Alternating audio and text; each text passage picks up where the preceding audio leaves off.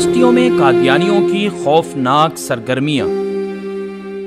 گزشتہ دنوں پاکستان کی مشہور یونیورسٹی لمس کے طلباء اور طالبات کے ایک وفد کو قادیانیوں کے گڑھ چناب نگر کا دورہ کرایا گیا۔ قادیانیوں کی آفیشیل ویب سائٹ روا ٹائمز کے مطابق پاکستان کی ٹاپ لمس یونیورسٹی کے طلباء نے قادیانیوں کے ساتھ ملک میں ہونے والی ناانصافیوں پر اظہار ہمدردی کے لیے روا کا دورہ کیا۔ 7 اکتوبر 2018 کو لمس یونیورسٹی کے مشہور اسسٹنٹ پروفیسر ڈاکٹر تیمور رحمان اور ان کے طلباء نے روا کا دورہ کیا، جس میں لمس کے طلباء کے کمیونٹی پروجیکٹ کے تحت امن، برداشت اور اقلیتوں کو قبول کرنے کے حوالے سے پروگرام آرگنائز کیا گیا۔ لمس یونیورسٹی کے طلباء اور طالبات کو چناب نگر میں قادیانیوں کی عبادت گاہیں، قادیانیوں کے تنظیمی ڈھانچے اور پاکستان سمیت دنیا بھر میں قادیانیت کی تبلیغی سرگرمیوں کے حوالے سے آگاہ کیا گیا۔ اس دورے کے دوران یونیورسٹی کے طلباء کو قادیانیت لٹریچر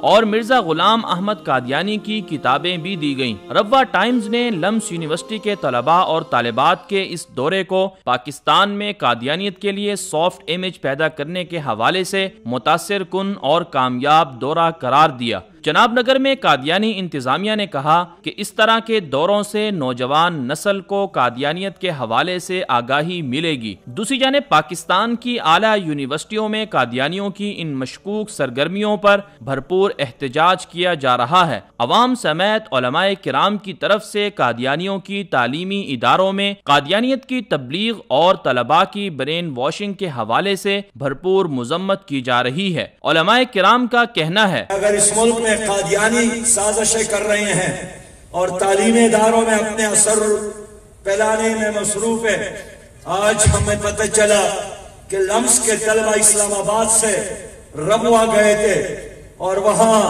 انہوں نے قادیانوں کے ساتھ ہمدردی کا اظہار کیا کہ آپ بھی انسان ہیں اور انسان ہونے کے ناطے ہم آپ کا احترام کرتے ہیں۔ ہم قادیانیوں کو یہ نہیں کہتے ہیں کہ آپ انسان نہیں ہیں، ہم اتنا کہتے ہیں کہ آپ آئین کو تسلیم کریں، آئین میں آپ غیر مسلم ہیں۔ ماہرین قانون کے مطابق قادیانیوں کو پاکستان میں قادیانیت کی تبلیغ کرنا قانونی طور پر ممنوع ہے، لیکن اس کے باوجود یونیورسٹی کے طلباء کو مختلف ہیلے بہانوں سے قادیانی عبادت گاہوں کا وزٹ کروانا اور انہیں قادیانیت کی تبلیغ کرنا نہایت سنگین جرم ہے، جس پر یونیورسٹی انتظامیہ اور حکومت پاکستان کو بھرپور ایکشن لینا چاہیے۔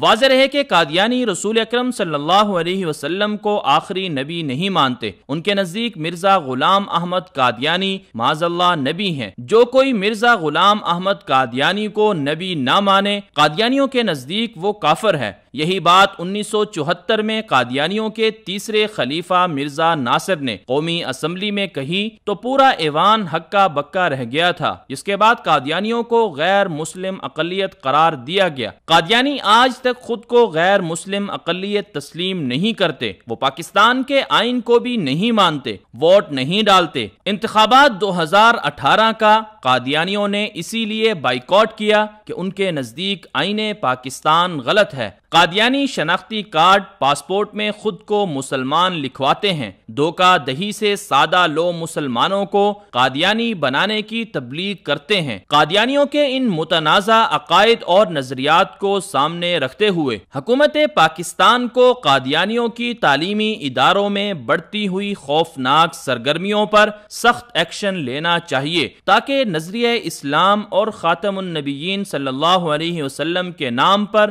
بننے والے ملک میں خاتم النبیین صلی اللہ علیہ وسلم کے دشمن نوجوان نسل اور عام مسلمانوں کو گمراہ نہ کر سکیں۔